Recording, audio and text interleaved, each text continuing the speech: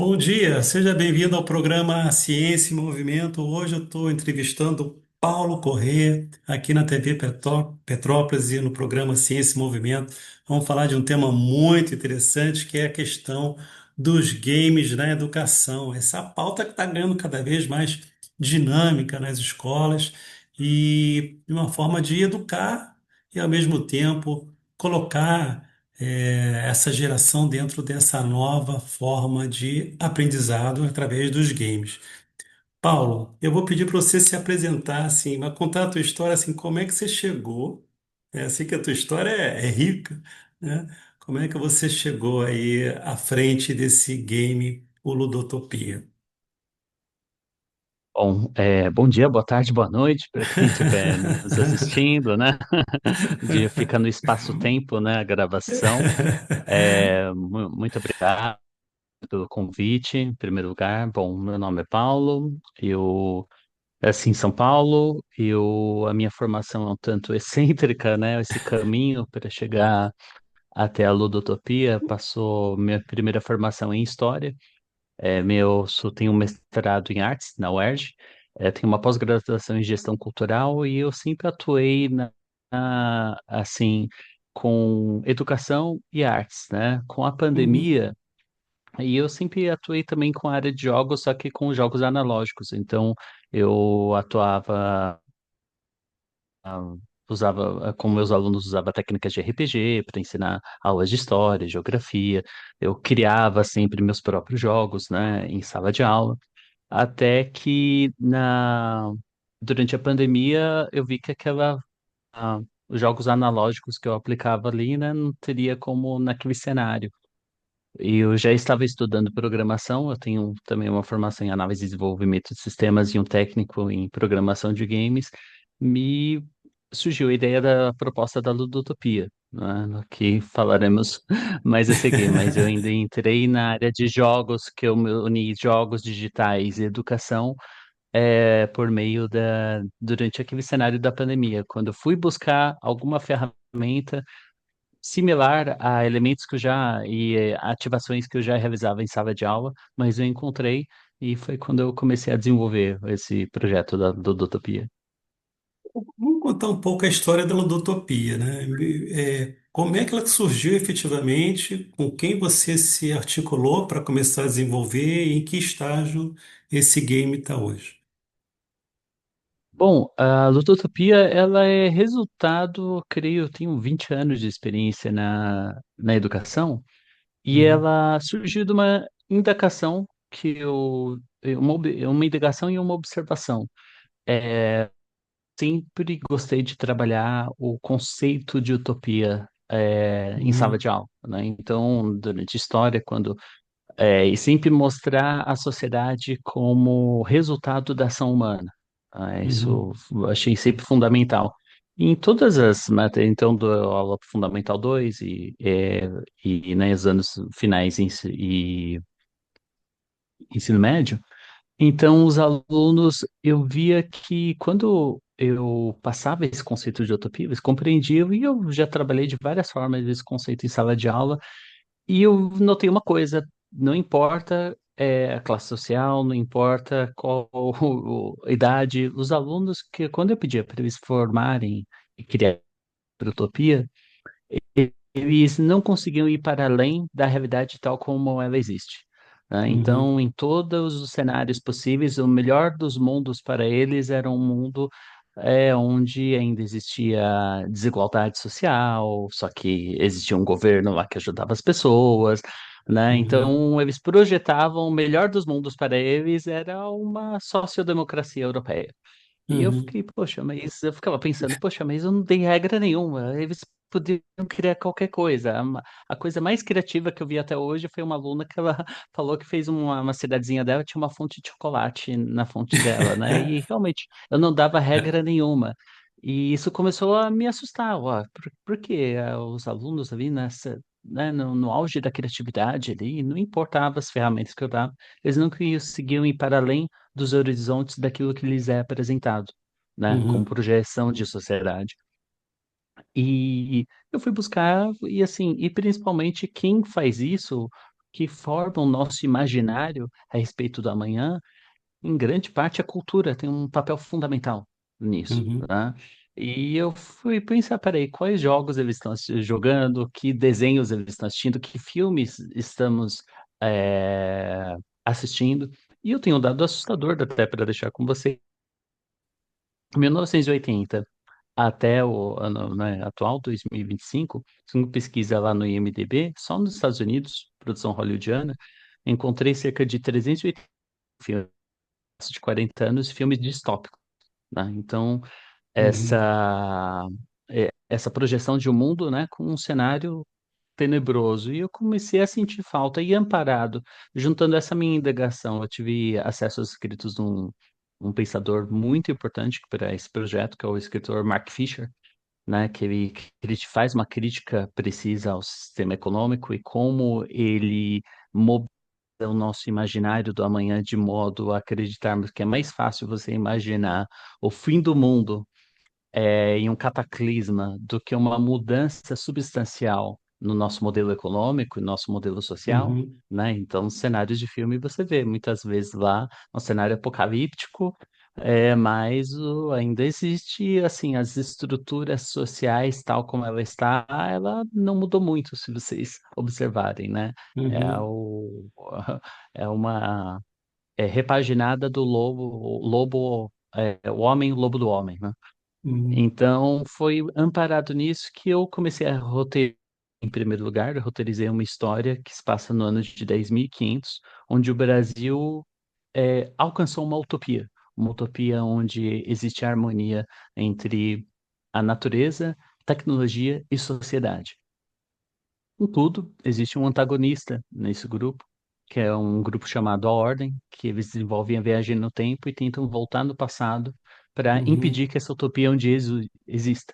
Então, no nosso jogo, nós colocamos o jogador no papel de defender essa utopia. Então, ele volta no tempo para uhum, impedir a ordem de operar ali mudanças estruturais em elementos chaves da história nacional. Então, é a primeira vez que assim, vocês vão encontrar no nosso jogo elementos da nossa história nacional, né? Uma reconstrução histórica no cenário 3D de eventos históricos do Brasil e do mundo, né? Onde o jogador é colocado nessa missão de proteger essa utopia no futuro. Então, é um projeto que visa colocar um imaginário, fomentar um imaginário emancipador, né? Para os nossos jogadores. E também, justamente, atrelo a isso a uma questão interdisciplinar. Então, um jogo onde ele coloca a disciplina, o conteúdo, ele é totalmente feito com a Base Nacional Curricular Comum, a BNCC. Então, o professor seleciona a disciplina e o que ele quer trabalhar, e nós fizemos um sistema que gera uma aventura imersiva para ser jogada em salas de computadores das instituições escolares. Paulo, esse trabalho é feito dentro de sala de aula de forma cooperativa? Como é que é a dinâmica do jogo para combater a ordem, né? Sim. É um jogo cooperativo, também foi um ponto em game designer, né, uma parte aqui técnica, a jogabilidade, as estratégias que você coloca para o jogador, aquilo que o jogador efetivamente tem que fazer num jogo, diz muito sobre, deve dizer sobre a história, né? Então, assim, a nossa história, eu quero que o aluno induza, né? O momento de eureka tem que ser do aluno, né? Então, nesse sentido, então, é um jogo cooperativo, todos os alunos jogando em rede, na sala de informática. Então, realmente que se queremos alcançar esse futuro, eu fomento através do jogo a cooperação entre os alunos também. Então, isso gera, porque o jogo, até seguindo aquilo que o Huizinga, né, ele diz lá no Homo Ludens, uma obra famosa, o jogo com essa capacidade de criar essa sociedade, essa sociabilidade mediada pelo ato de jogar. Então, isso também foi um ponto importante para eu implementar nesse sistema. Você tem uma sociedade futura lá, que é 10.100, né? 10.500. 10.500. 10.500. Esse, E, esse colocar o 500 foi também. para fazer uma referência, né, à invasão europeia aqui, né, no ano Ah, é 500. legal. Mas aí como é que fica a história daqui até 2500? Como é que você trata esse gap histórico, né? Como é que isso é feito? Isso o aluno ele vai descobrindo durante as aventuras. Sim, existe esse gap histórico, como se chegou até essa utopia. O aluno ele participa desse processo também, né?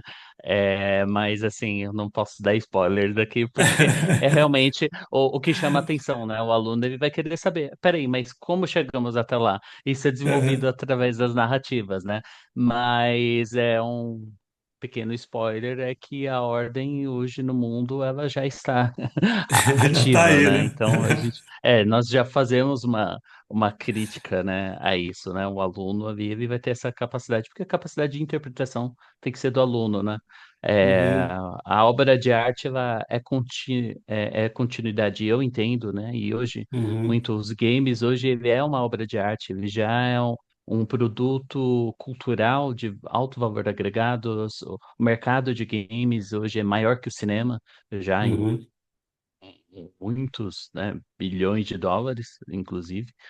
E então, assim, uma pesquisa recente, mais de 80, não lembro o dado exato, mas sei que mais de 80% dos brasileiros jogam algum tipo de jogo. Eu não estou falando aqui de jogo de tigrinho, não.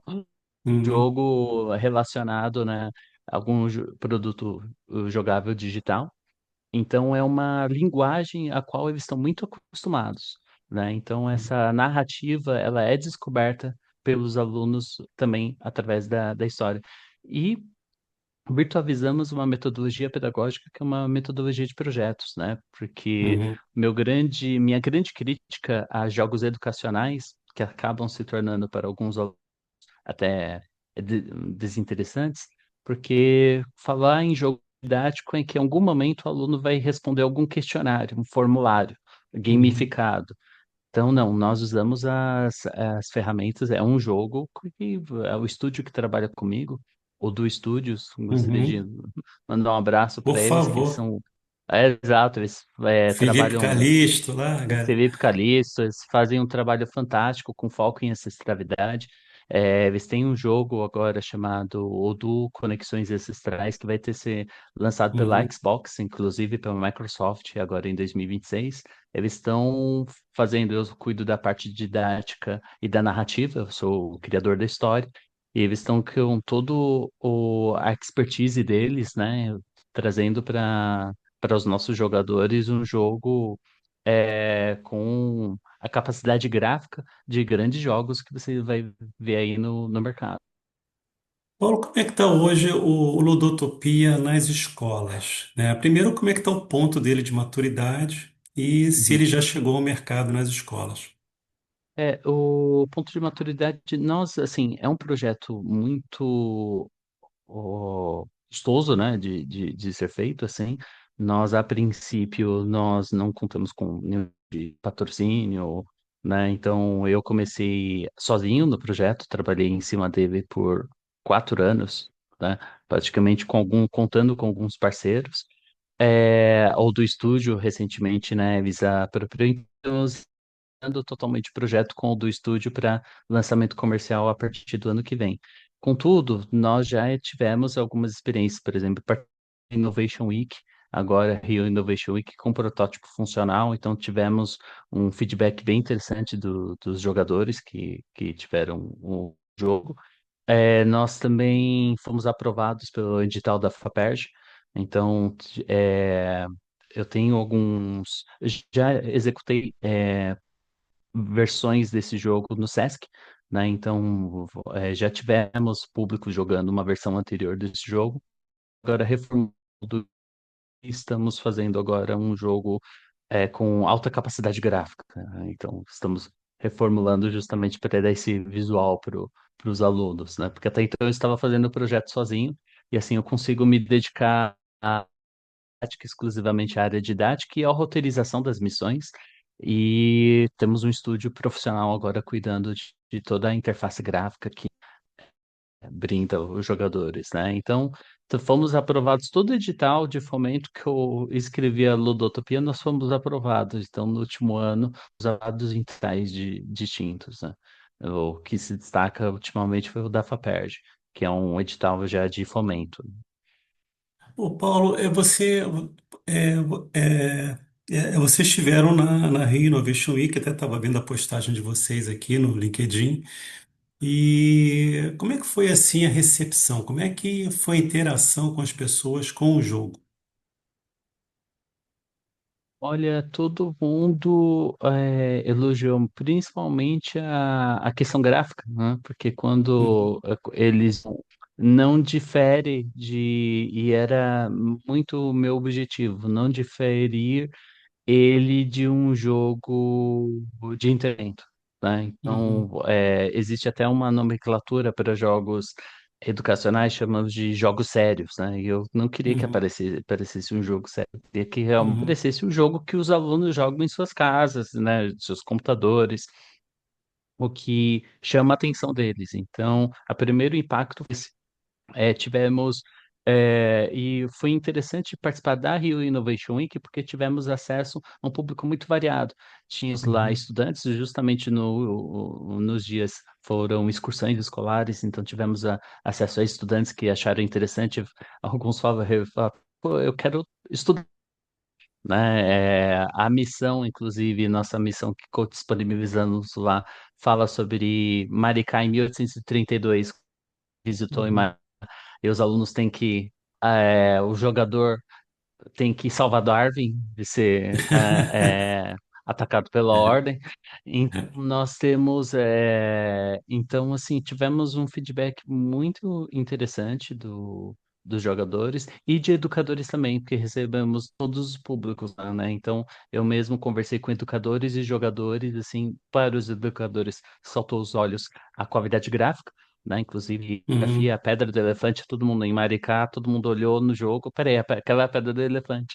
uhum, Tava, uma qualidade gráfica, chamou bastante atenção no projeto. Eu fiquei muito feliz da forma como o público recepcionou o projeto, o jogo em si, e também pela FAPER participei do palco de lançamento da startup, então eu tive a oportunidade de apresentar para o público no palco para outras startups e demais membros, né, e público presente, a startup e a recepção do público para o projeto, para a necessidade de estarmos falando de um horizonte utópico no uhum, atual momento que estamos vivendo, assim, foi muito elogiado. Eu recebi muitos feedbacks positivos disso, da história em si do jogo. uhum. Paulo, assim, em que ponto está o projeto agora e quais são os próximos passos para o lançamento efetivo dele? Como é que está A o ponto efetiva hoje dele. de lançamento? Hoje estamos com 60% concluídos, nós conseguimos, já gamificamos toda outra coisa, e todos esses anos, né, desde o lançamento de 2020 até agora, nós roteirizamos, então, roteirizamos toda o currículo nacional em uma única história. Uhum, Então, isso já está concluindo e agora estamos efetivamente transformando isso no jogo, né? Que é a parte do front-end, que é o estúdio que está re- re- recriando essas ações que foram roteirizadas para lançamento uhum, comercial, assim, a partir do ano que vem. Então, começando com Fundamental 2, né? Então, nossa proposta é ir escalando sétimo, oitavo, né? E até chegar ao ensino médio e que nossa grande sonho também o Fundamental 1, né? Primeiro uhum, momento, iniciamos com o sexto ano, justamente porque é um momento também que quando começa uma, uma diminuição do interesse do aluno, né? uhum, Geralmente entra algumas um pouco mais difícil, né? Então sabemos que o cenário é muito desafiador na educação, então queremos muito que essa ferramenta ela inicie justamente nesse processo, né? Do aluno, ali, que vai lidar com conceitos mais complexos, mais abstratos. Né, que o jogo ele funcione como essa ferramenta. E principalmente, assim, eu sou historiador, né? Então fazer as construções, o aluno poder entrar na Grécia, andar na Grécia Antiga, então ele conhece por foto, né? Tem jogos que falam sobre isso, mas não só do cenário da história mundial, não, mas falarmos essa é a primeira reconstrução nacional da nossa história no cenário 3D. Então, falar de Maricá em 1830 de 3D, Petrópolis, né, em alguns momentos da Uhum, história aqui, né? Então, assim, tudo isso com um time de pesquisadores, nós temos especialistas, um de cada disciplina, atuando no projeto, autorizando cada missão, validando pedagogicamente, né? Então, é um jogo que pode ser jogado como entretenimento também, uhum. mas, assim, temos um especialista, cada especialista de área validando também as missões.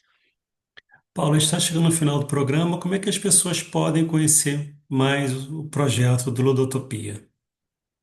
Bom, estamos com o site já no ar, né? ludotopia.com.br e também podem nos seguir nas redes sociais, principalmente no Instagram, Ludotopia Games, no Instagram, que vocês podem ver como está o andamento do projeto, colocando as atualizações. Vamos participar ainda de algumas feiras de games que vamos ter até o final do ano. Vocês podem ir e estamos abertos também, seria abertos a quem quiser conhecer mais sobre o projeto, vai ser um prazer dialogar. Paulo, obrigado pela sua entrevista, sucesso pelo projeto e mantenha a gente informado para a gente continuar é, pautando esse projeto que é muito bacana. Afinal de contas, é um game nacional, um game que fala sobre a história nacional, né, sobre a história, né, e fala também sobre escola, né, e motivação dessa garotada para estudar. Isso é muito importante. Obrigado pelo projeto, obrigado pela sua entrevista. Né? Eu que agradeço, muito obrigado. Até a próxima a todos, um forte abraço. Tchau. Tchau, tchau.